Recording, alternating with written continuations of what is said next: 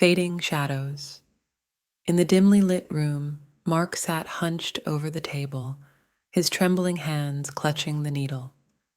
The flickering candle cast eerie shadows on the peeling wallpaper. His eyes darted around, searching for solace, but all he found were the remnants of his shattered life.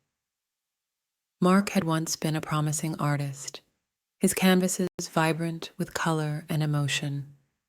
But addiction had crept into his world like a silent thief, stealing his inspiration, his dreams, and finally, his sanity. The first time he tasted heroin, it was like sinking into warm oblivion. The pain of loss, the death of his sister, Lily, had become too much to bear.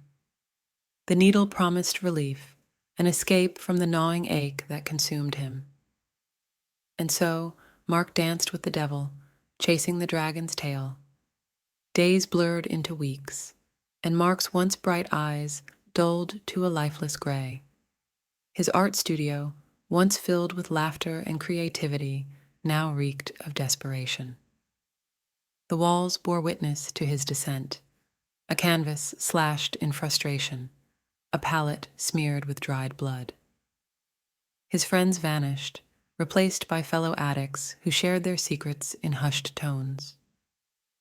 They whispered about the next score, the purity of the powder, and the elusive high that always slipped through their fingers like smoke.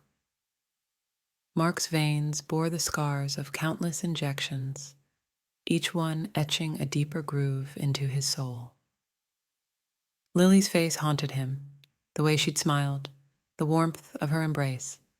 He'd promised her he'd stay clean, but the needle called to him, promising oblivion. And so, Mark painted his pain on the walls, a mural of despair that no one would ever see. One night, as rain tapped against the window, Mark stumbled upon an old photograph. It was Lily, her eyes shining with hope. He traced her face with trembling fingers, tears blurring the image. In that moment, he knew he had to break free. Mark sought help, a rehab center nestled in the countryside. The walls there were sterile, devoid of color, but they held a promise of redemption. Days turned into weeks as he detoxed, his body writhing in agony. The needle was gone, replaced by counseling sessions and group therapy. He painted again, this time with purpose. His brushstrokes were raw, unfiltered, a reflection of his battle against the shadows. Lily's face emerged on the canvas, her eyes forgiving. Mark wept as he painted, releasing the demons that had clung to him for so long. As the sun dipped below the horizon, Mark stepped outside. The grass was damp, and the air smelled of earth. He looked up at the sky, its vastness stretching beyond comprehension.